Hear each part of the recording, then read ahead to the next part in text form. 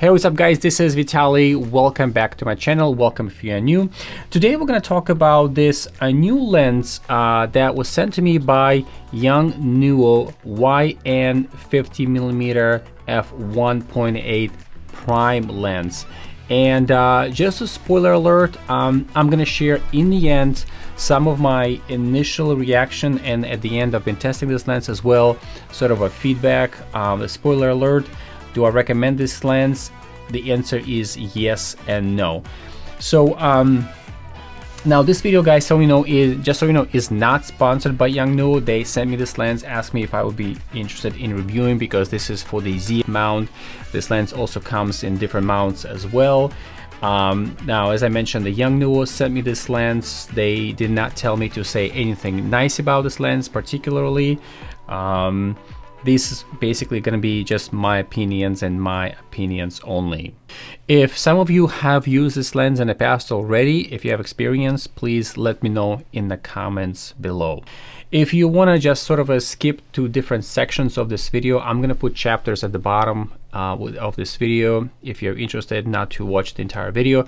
But if you want to see sort of a 30,000 foot view of this lens and my personal experience, how I used it, what I think it's great for, what's not, so you can skip to the chapters below.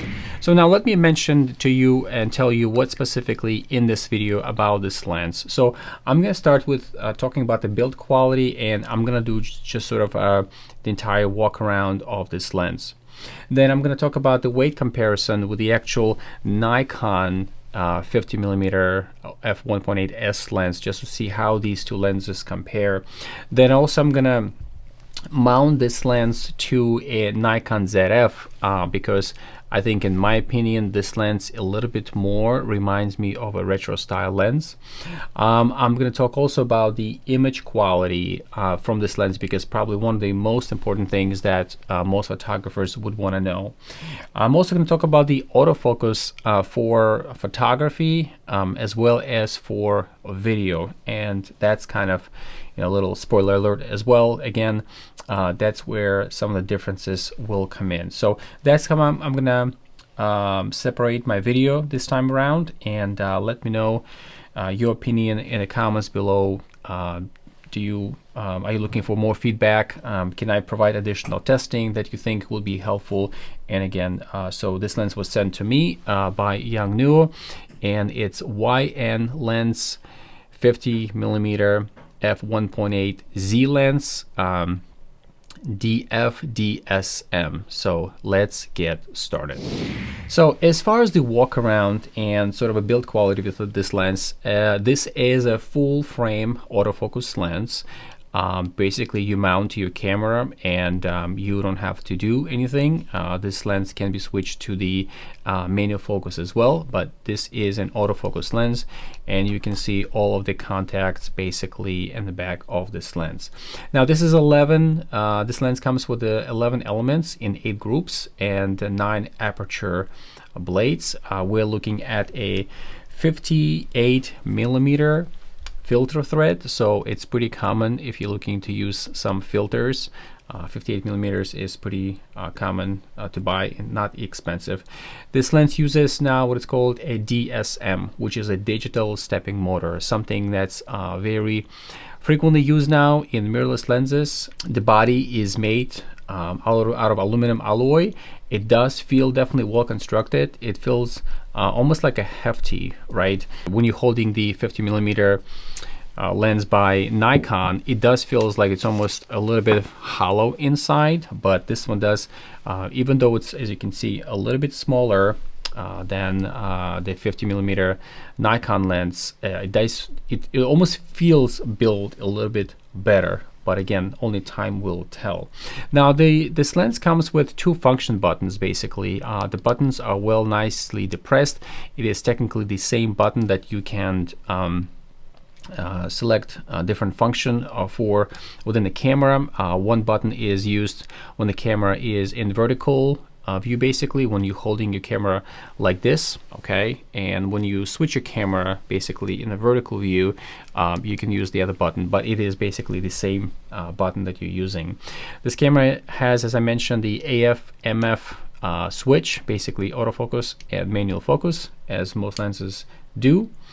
And it has a USB-C port for firmware upgrades. Now this is not something that you frequently see on many lenses. You can see this little a rubber basically door that you remove. There's a USB-C port. I'm kind of surprised that they did not put this on the inside. I have been seeing it used on other lenses, but it's more on the inside basically.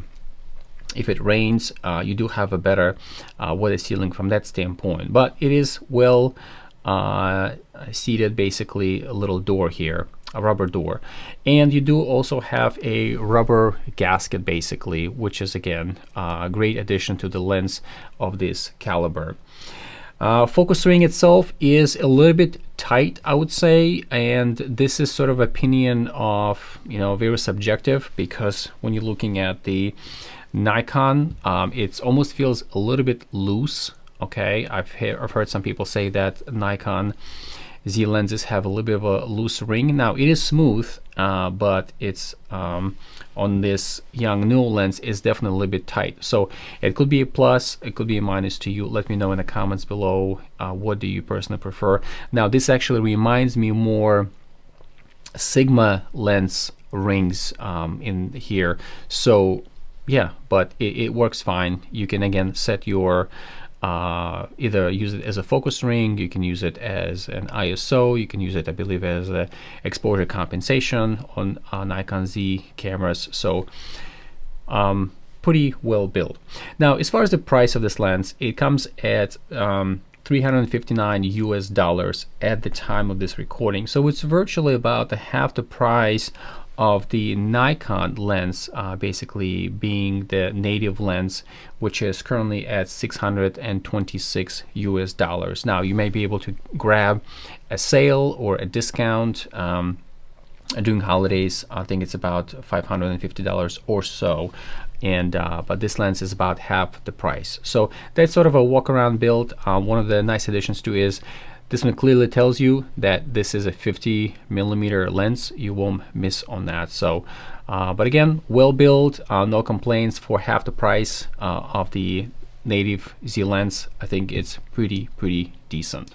Now let's talk a little bit about the comparison with the native Nikon Z lens when it comes to weight, because some people might wonder, well, how heavy this is it lighter, is it heavier? Because as I'm mentioning, it does feels built a little better.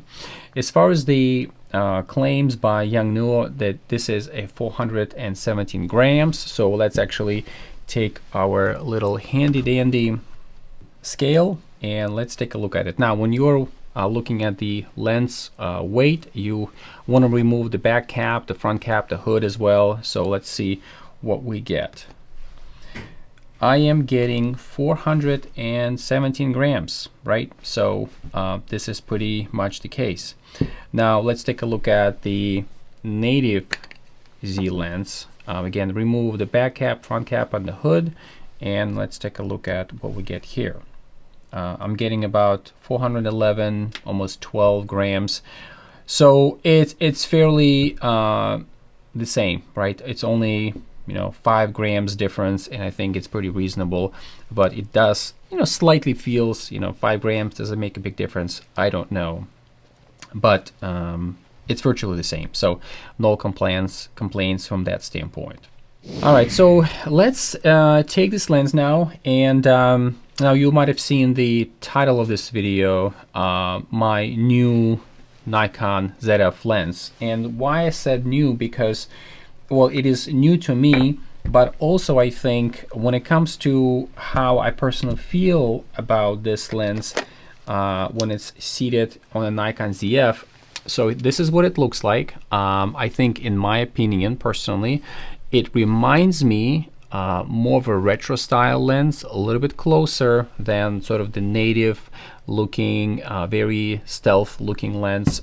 This one, even though I wish that this lens had a sort of a physical aperture ring, it does not, but it does have this very tighter, I would say, focus ring that you can set to a different function. It's smaller looking. I really like that than the Nikon native lens. Okay, so I think it's a little bit more kind of a thicker looking lens, but again, you may like that. It's very subjective personally, but I do like the way this one. I've taken this lens on a shoot to a museum actually when I went with my kids to on a field trip, and I was very pleased personally. Okay, but this is what it looks like from the front of the camera. Okay, this is what it looks like from the side. So, and then I mentioned they have these two function buttons. Basically, whenever you're holding the lens, you can press the function button, and if you're using it vertically in the vertical position, you flip it this way, and again, your thumb is nicely actually lands onto the function button here. So I think it's very well positioned. I have no concerns with that. And but this is basically show and tell what it looks like on Nikon Zf. Yeah. All right, now moving on, let's talk about the sharpness of this lens and what do I think. Now, I just mentioned to you earlier that I've taken this lens to a museum and I photographed basically pieces of art while I was in the museum. And I would say the sharpness of this lens is, I was very impressed. Again, for half the price for this lens, absolutely no complaints. I really found that the glass is very well built. Of course, only time will tell, but really no concerns of taking this, you know, try to do a little pixel peeping afterwards on some of my images in Lightroom. I was very well pleased in the way the chromatic aberration works.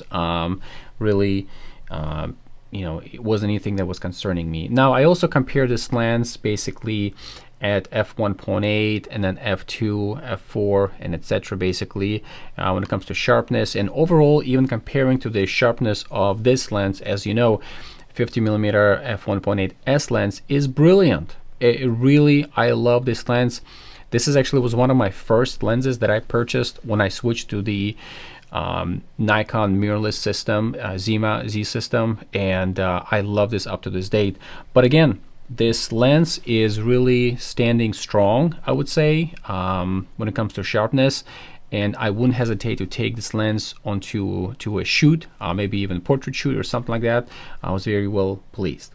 As far as the vignetting, I would say that this lens has a significant noticeable vignetting at f1.8. So here's the image. Basically, I photographed basically a wall, and you can see how the outside of this image basically much darker. As you start stepping down, basically at f2.8, and then you go down to f4.0, it's less noticeable and almost goes away. So but it's very typical with a lot of lenses, especially with the budget lens, have vignetting, as you can see on at f1.8.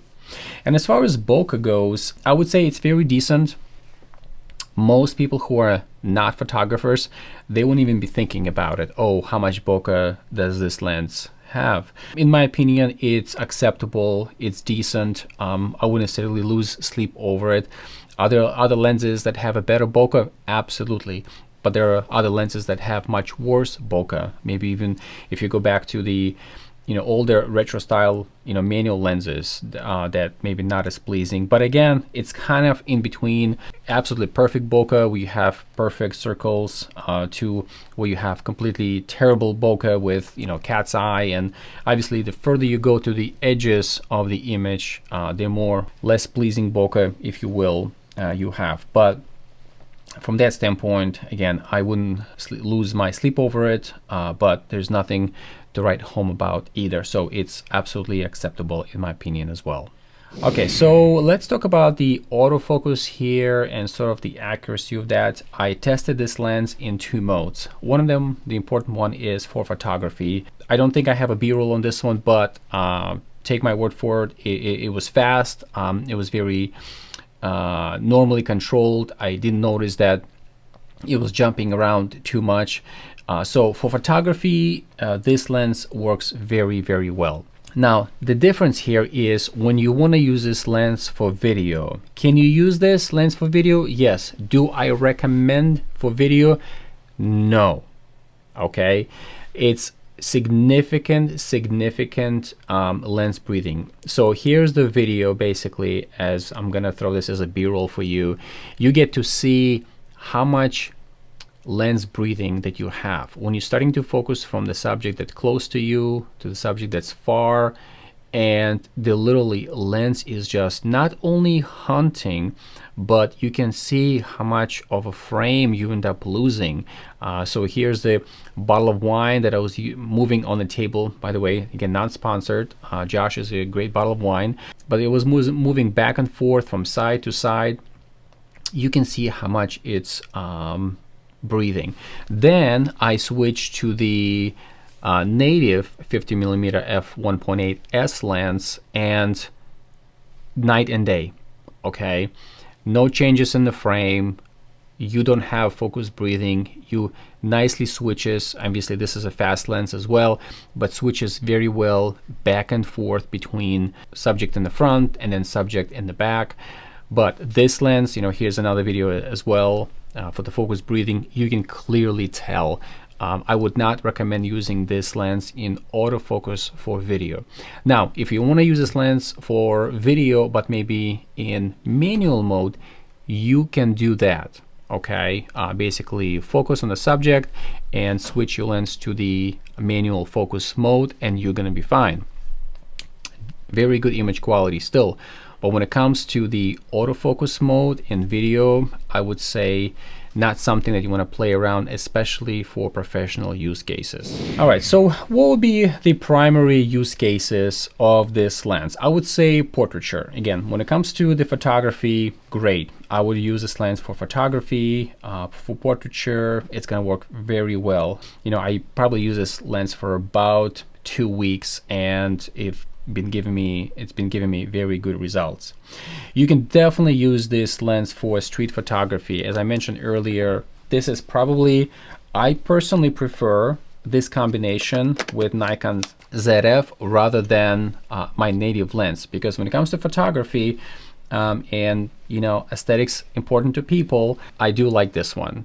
Let me know in the comments below, what do you guys think about whether it looks aesthetically pleasing. I totally understand this is not a retro style lens. It's not like the special edition of Nikon 40mm 2.0 or the 28mm 2.8, but I think it's, in my opinion, again, you guys may feel different about this one. I do think it's okay the way the native Nikon lens looks. Okay, so here's a comparison for that one, and I feel like it's a little bit bulkier. I really feel it's much easier to bump your focus ring if it's set to a certain function and you're using this lens, and it's almost like if you just, you know, with your hand or something slightly touch it, you're gonna bump off your setting. So with this lens, because of its tighter focus ring, I think you're not gonna bumping the setting off too much with using this lens. Okay, this lens is also great, I think, for landscape photography as well. If you're looking to grab this lens and you going out somewhere in the country, or you know, you're traveling somewhere, again, because the weight of this lens is just as much as the native lens up here, I would say I would grab this one if you're traveling. If you don't want to lose or, you know, maybe damage your native Nikon lens, this is pretty good. And certainly I would say you could use this lens for events. Okay, for indoor at f1.8 in a low light conditions. Obviously, if you end up adding even some flash to it, it's going to be fine. So for, you know, these kind of use cases, I think it's going to be pretty good. Portraiture, street photography, events, some landscaping at this focal length if you like this focal length for landscaping, so you can certainly use that. All right, so in my final conclusion, what do I think about this lens? Well, I think this is a great budget lens. There's nothing to complain about too much, except for the video maybe. It's comes at, you know, $359 US. It's a great combo in my opinion. Again, I don't want to, you know, reiterate for with the Nikon Zf camera. I think it's working pretty well. I personally like, you know, the way it looks. It's not so great for video, as I mentioned. You know, you do have significant lens breathing. It's pretty noticeable. And my ultimate question, do I recommend this lens? The answer is yes for photography, no for video. If I'm going to be using, if I do need 50mm for video, f1.8, I would definitely would stick with my native Z lens. But this is kind of where we at with this review. Again, thanks YONGNUO for sending this lens to me. I think it's very well designed overall. I don't have major concerns. I hope you'll be able to, you know, there's a link in the description below if you want to pick up this lens. I think it's listed on Amazon. And thanks for watching. Like and subscribe if you haven't already, so that I can make more content like this for viewers like you. Thank you.